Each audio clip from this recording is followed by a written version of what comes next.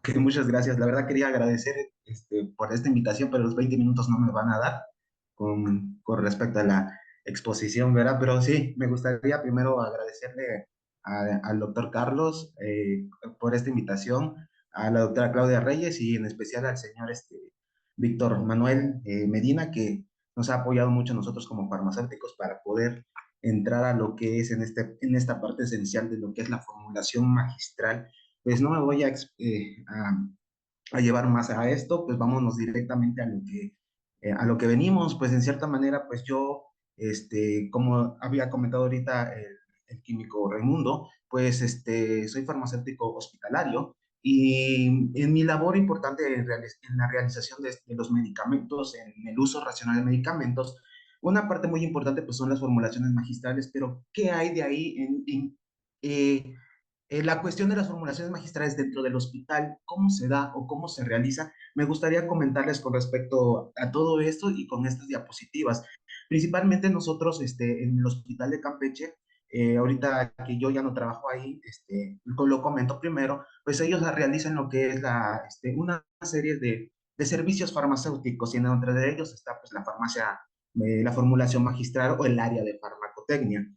Nosotros sentamos más por la parte pediátrica. Ya la doctora Yuriko comentó acerca de pues la situación de las formulaciones magistrales y en pediatría, pero a mí me gustaría comentarles cómo va relacionado todo esto para que sea de calcia estas formulaciones magistrales para nuestros pacientes pediátricos. Primero, pues quisiera mostrarles que en el Hospital de Especialidades de Campeche, Javier Buenfil Osorio, pues mantenemos estos servicios farmacéuticos, tanto las mezclas intravenosas como la nutrición parenteral, son también formulaciones magistrales. No les voy a comentar la definición, pues ya lo escuchamos anteriormente en las demás pláticas. Pero una parte muy importante también es que vemos farmacovigilancia, la farmacia ambulatoria intrahospitalaria. Entre ellos también tenemos que ver una relación con respecto a lo que tenemos como el uso racional de medicamentos. Y el principal en pediátricos, en este caso, pues es la farmacotecnia. Nosotros tenemos un lugar de farmacotecnia muy pequeña, incluso la doctora Ana había comentado que con pocas cosas podemos hacer un gran trabajo con respecto a la medicación a nuestros pacientes, en particular al paciente pediátrico. ¿Cómo realizamos esto? Primero, en el hospital tenemos que tener obviamente farmacéuticos. La acción del farmacéutico con respecto a la preparación o formulación o en el área de farmacotecnia se va desde la validación de la prescripción médica, el análisis de la formulación magistral, el registro y preparación y después la dispensación del medicamento. Todo esto lleva a un acto en el cual el farmacéutico va a tener en cuenta todos los principios de mi medicamento y del paciente, desde la forma farmacéutica, la fisicoquímica del medicamento y cómo está de su estado crítico el paciente, si puede deglutir, si el paciente no está entubado o realmente el paciente no puede tener la administración correcta de la vía oral, y es ahí donde nosotros podemos realizar formulación para que sea adaptable al paciente pediátrico. Vámonos con la validación de la prescripción. Primero que nada, como norma general, siempre debe de haber una prescripción en la cual nos debe de decir qué es lo que se le va a dar al paciente, qué medicamento. Casi como todas las recetas médicas llevan una forma farmacéutica, una vía de administración específica, pues así va a ser la manera en la cual nosotros también tenemos que aceptar o para preparar el medicamento magistral. En este caso, siempre una formulación magistral debe de ir con receta. Aquí les presento nuestra receta que realizamos dentro de nuestra unidad de farmacotecnia, el cual indica todos los datos específicos para identificar y poder realizar la valoración de la prescripción médica conforme a la formulación magistral que necesita el paciente y que nos está indicando el médico, viendo todos los correctos que tenemos como farmacéuticos, desde dosis correcta, dilución correcta o qué vehículo correcto se va a hacer, etcétera, etcétera. Si vemos algún problema con respecto a ello, pues vamos con el médico y le decimos, no, doctor, no se puede hacer una solución, es un jarabe. ¿Por qué motivo? Porque a veces esos pequeños criterios hacen la gran diferencia. Por ejemplo, pacientes que tengan pues un índice hiperglucémico alto, perdón, la glucemia alta a consideración de lo que se tiene que estar dando al paciente tanto intravenoso como vía oral, el medicamento que necesita solamente está en jarabe, pues tengo que comentarle al médico, mire doctor, eh, esta formulación va a ir en jarabe, va a llevar mucha glucosa o etcétera, y entonces usted puede ahí cambiarme la consideración de si tiene soluciones intravenosa, con solución glucosada, etcétera, etcétera. Y así vamos dando una relación entre farmacéutico y médico. eh, la EMA nos da a entender a nosotros cómo podemos darle a nuestro paciente pediátrico una forma farmacéutica específica y como farmacéutico nosotros vamos a considerar con respecto a qué formulación es la más adaptable a nuestros pacientes conforme a su estado crítico y si también el medicamento es paliativo en cierta manera para que pueda ser aceptable al paciente. Consecutivamente, ¿qué es lo que hacemos en el hospital? Hacemos el análisis de la formulación magistral. Tenemos que identificar cuáles son las propiedades fisicoquímicas que tiene nuestro medicamento desde solubilidad hasta osmolaridad, incluso hasta el pK del medicamento para que este no pueda precipitarse y llevar a efectos adversos a nuestros pacientes. ¿En dónde conseguimos estas fuentes? Pues principalmente de las bases de datos de medicamentos. Por ejemplo, en el suplemento de aquí en México, solamente nos abarca el jarabe simple, que es la única solución bioral que podemos nosotros realizar, o sea, más el vehículo. Pero podemos ver otras fuentes de Estados Unidos, de misma España, por el grupo de farmacotecnia española que tienen allá, pues ahí hay fichas técnicas que ya tienen todas las cualidades técnicas y de calidad para que pueda ser reproducible dentro de un hospital o de una farmacia comunitaria, como en el caso de Farmacias Vidrio. Y así vamos sucesivamente buscando para poder realizar lo que es nuestras formulaciones magistrales. Después de esto, ¿qué hacemos? Tenemos que ver un registro y después la preparación de nuestro medicamento, sacando los datos completos del paciente, los datos del médico, los datos del medicamento y de la fórmula que se va a realizar, realizando después los cálculos farmacéuticos. Por ejemplo, en los polvos se puede realizar una uniformidad de masa en el cual vamos a tener un ponderado de lo que nos dice la farmacopea de los Estados Unidos mexicanos o otra farmacopea internacional y así obtener la carga de polvo adecuada para el paciente a su dosis terapéutica que se le está indicando. Y siempre hacer una doble verificación. No como farmacéutico en el hospital yo ya me sé todo, puedo tener errores. Y en este caso, una barrera de seguridad aparte de lo que es la realización de formulaciones magistrales, también va a ser la doble verificación. Debe de haber farmacéuticos que sepan del tema, en este caso de tanto tecnología farmacéutica, formulaciones magistrales y la parte clínica para evaluar al paciente. Seguimos con el procedimiento de la técnica de la preparación del medicamento. Las fórmulas farmacéuticas vienen con principio activo, que es lo principal que se le debe de administrar al paciente, pues también tiene propiedades físicas en las que puede la molécula interactuar, por ejemplo, con vasos de vidrio, de porcelana, con metal, etcétera, pueden oxidarse por esas cuestiones y eso es lo que nosotros verificamos antes de la preparación del medicamento. Y ya finalmente hacer la verificación de la formulación, que es la parte de calidad, y por último el etiquetado que nos dice la norma 072 de medicamentos y remedios herbolarios. Aquí les presento nuestro, pues una libreta en el cual nuestra bitácora que vamos nosotros registrando la elaboración de un medicamento magistral, por ejemplo, jarabe fenobarbital y los datos que les había comentado, desde el médico, desde el paciente, si el paciente está entubado, si puede deglutir, etcétera, y vamos con cada uno de estos pasos, llegando a la técnica, la formulación, etcétera.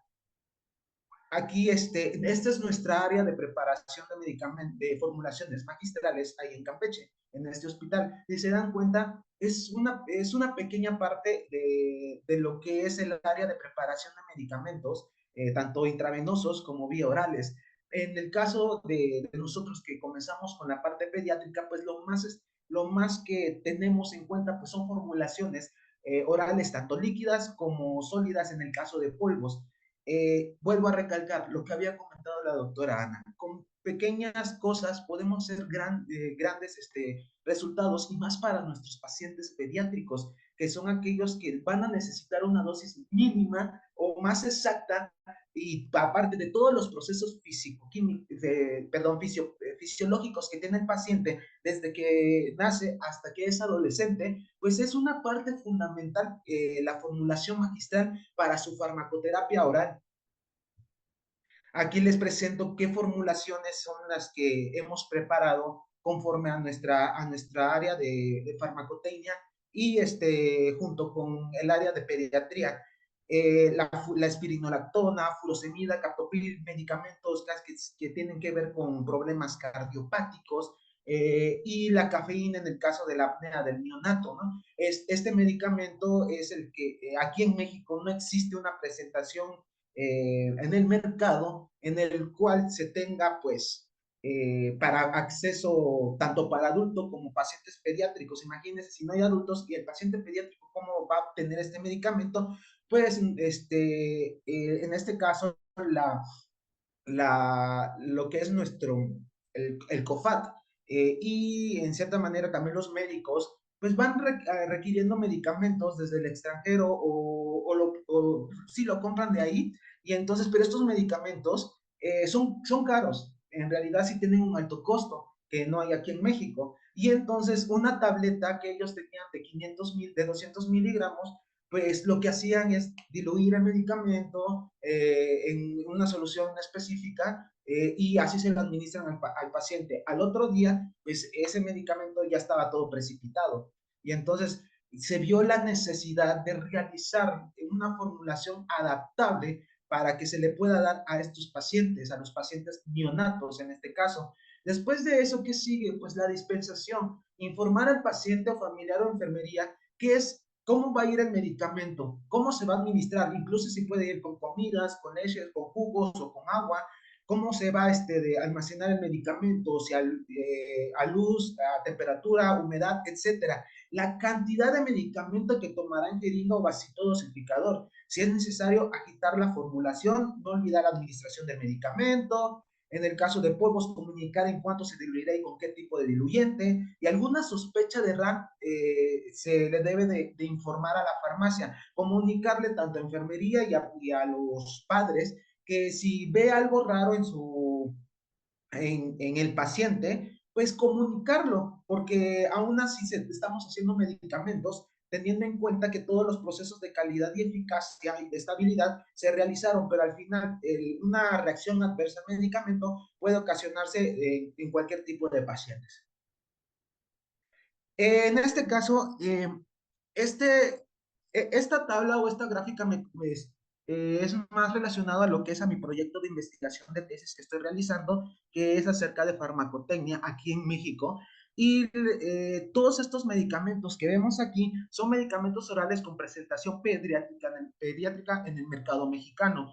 En realidad vemos que son 42 medicamentos de las prescripciones que se analizaron se identificaron que fueron 1,228 con frecuencia. Aunque existan en el mercado, a veces nosotros como en los hospitales, pues hay desabasto de medicamentos en el cual no se puede conseguir un medicamento específico para el paciente pediátrico. Por ejemplo, aquí tenemos el omeprazol. El omeprazol anteriormente yo había hablado con los médicos y me dicen, es que tenemos que darlo, la mayor parte es intravenosa, aunque aunque el paciente a veces tenga la vía permeable oral adecuada. Y entonces, porque es la única manera en que yo puedo darle el omeprazol a mi pacientito. Y entonces yo le pregunté al médico, al neonatólogo, y me dice, no, pues mira, la situación es que si hubiese un jarabe de omeprazol sería más fácil porque va directamente el medicamento hacia el estómago haciendo su proceso de farmacológico, su acción farmacológica exacta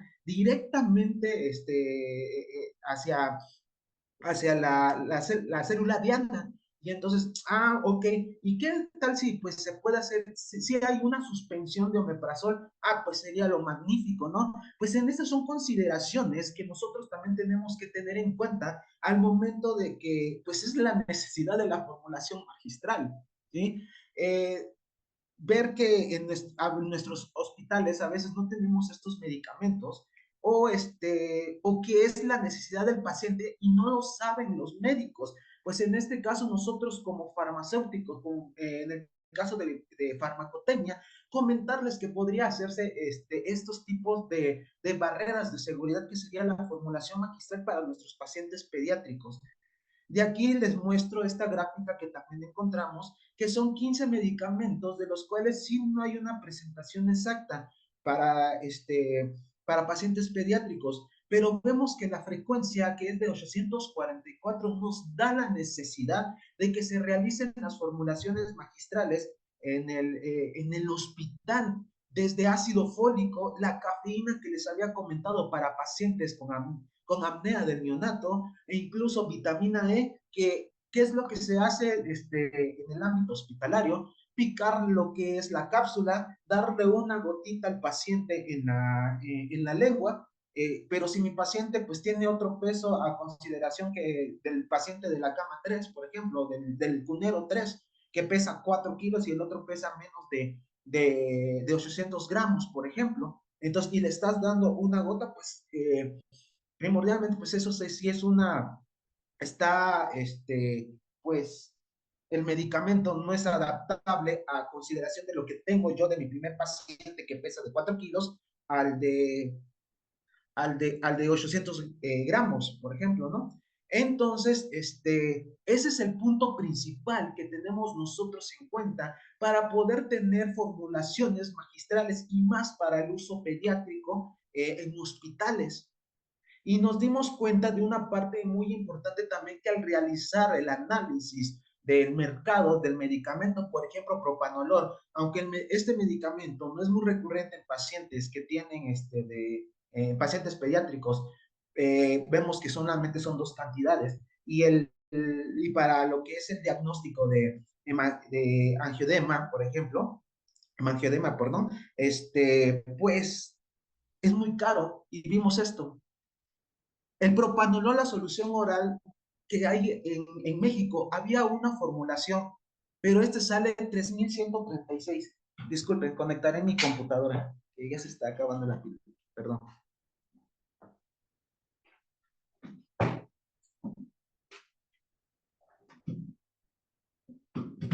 Disculpen. Eh, Les decía que el propanolol, la solución oral de 3,75 que se encuentra en el mercado, sale a un precio de 3,136.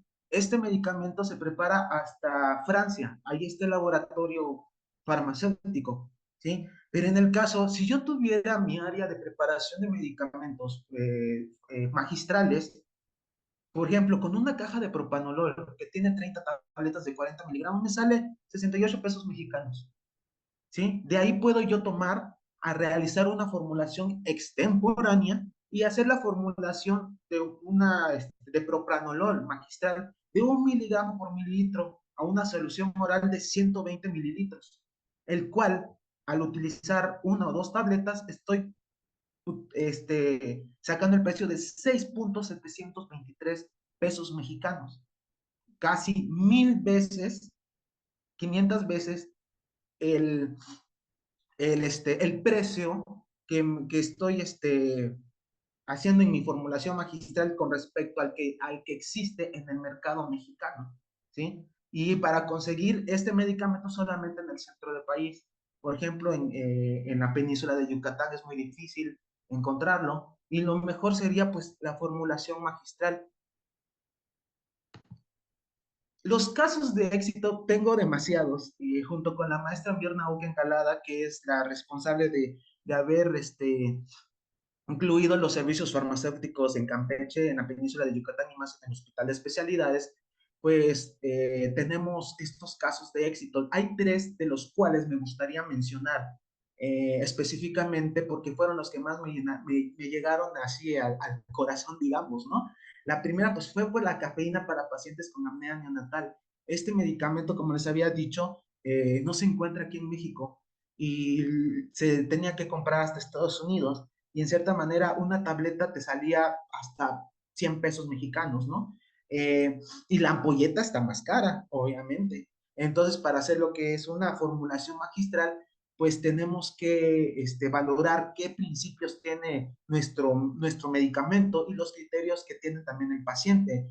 Las enfermeras que hacían, llegaban y la diluían en solución salina y al otro día me decían, no, Diego, mira, ¿qué pasó? Es que diluí este medicamento, pero mira cómo se ve cristalitos ¿y qué es? Cafeína. Ah, ok. Entonces, así como que valorando todo esto, ¿no? Pues nos dimos cuenta que pues, la mejor formulación magistral en este caso pues serían papelillos, polvos, el cual se le puede dar neonato. La otra, el otro caso de éxito fue un paciente pediátrico con cardiopatía congénita que tenía sobres de ácido acetilsalicílico. Este paciente iba a tener una cirugía a corazón abierto por problemas de la aorta, entonces era muy débil esa aorta, me acuerdo bien, y entonces necesitaba que no se produciera coágulos de trombos en el pacientito, y a veces ellos, bueno, nos comentó los padres que tenían que venir a la Ciudad de México y en la Ciudad de México se quedaron como 2 meses, un mes, y entonces ellos, así había el lugar en donde lo preparaban, si no me equivoco era en el Instituto de Pediatría, Instituto Nacional de Pediatría, y les daban el medicamento, pero llegaron a Campeche y ¿dónde lo hacemos? ¿Dónde lo conseguimos? Y todo eso, pues llegan a nosotros y pues en cierta manera, pues, le hicimos el medicamento. Como no era de hecho ambiente, primero, eso sí, comento, el paciente era del IMSS, y entonces, pero el único lugar donde se tenía la unidad de farmacotecnia, pues en toda la península, pues es en el Hospital de Especialidades de Campeche. Y ya entonces, pues decidimos preparárselo, porque pues un paciente pediátrico no se le niega nada, ¿verdad? Y entonces, se le da el medicamento, se le hace la dosis exacta, se le prepara los sobres de medicamento y así estuvo por 5 meses hasta un año el paciente. Y le hicieron su última cirugía y llega a nosotros el papá y nos presenta al bebé, ya estaba grande el bebé. Me acuerdo haberlo visto pequeño, como eso de 3 meses, no lo podían sacar tanto, pero al final vemos que la formulación magistral pues tiene un impacto muy importante en la farmacoterapia oral y para los diagnósticos que tienen los pacientes. Y la última, ahorita, pues como les había comentado, pues ya no trabajo en el Hospital de Especialidades, vine a estudiar la maestría aquí en Cuernavaca. Mi último caso, ya para ya salirme del hospital, fue de un paciente que tenía síndrome de abstinencia. Nunca había preparado las gotas de buprenorfina, y entonces no sabíamos, no teníamos información. Y me acuerdo muy bien que siempre también les agradezco y mandarle saludos aquí al doctor Juan Carlos de Ecuador, que fue la tercera ponencia, y a Jesse, que tenemos mucha conexión como farmacéuticos y más en el área de farmacotecnia, en el cual pues junto con la maestra Mirna, vimos que pues se puede preparar unas gotas de buprenorfina. El médico llegó y nos dijo, es que tengo un paciente que tiene síndrome de abstinencia, le pusieron a la mamá tal medicamento, ¿no? Y entonces el bebé llegó y está temblando, se está poniendo azul, etcétera. Y entonces, pero queremos darle un medicamento en el cual la única opción podría ser buprenorfina, pero necesitamos de su ayuda. Ah, ok, y entonces empezamos a evaluar, checamos las fichas técnicas y todo aquello que tenga que ver para la formulación del medicamento. Entonces, nos damos cuenta que se puede preparar una solución de buprenorfina, el cual se podría darle en gotas al paciente bajo de la lengua y tener estable lo que es pues su sintomatología con respecto al síndrome de abstinencia a los anestésicos que se le dieron a la madre. Y entonces, sacamos cálculos, vimos la estabilidad del medicamento, cómo se le iba a administrar al paciente, cómo darle el medicamento al paciente por parte de enfermería, ¿sí? Y después vemos la evaluación del paciente y al final, después de 5 días, el paciente tranquilo, ¿no? Y las gotas fueron terminadas, el paciente ya no tuvo que necesitar más de esta formulación magistral, pero vemos que la necesidad de estos medicamentos es necesario para que pueda pasar el paciente a una estabilidad mediante su medicamento en su estancia intrahospitalaria y después de esto, cuando ya se van a sus casas, ¿verdad? Y darles estos consejos a a los familiares que van a ser que van a administrar el fármaco. Y por último, también me gustaría comentarles que no solamente, pues, al hacer la preparación de formulaciones, solamente no orales, sino que también, pues, tenemos a los chicos de Campeche, de la Facultad de Química, de QFB, en el cual han estado nosotros haciendo pasantías y enseñarles que la formulación magistral no va solamente allá con respecto a a la vía oral, sino que también pueden ser cremas, elixires, etcétera, el cual pues tienen que ellos tener en cuenta que es para el paciente, para el bien del paciente y darles estas criterios específicos para la preparación y la formulación del medicamento sea exacta y ellos lo puedan llevar a cabo a los centros donde vayan ellos a trabajar como farmacéuticos. Y con eso sería toda mi participación.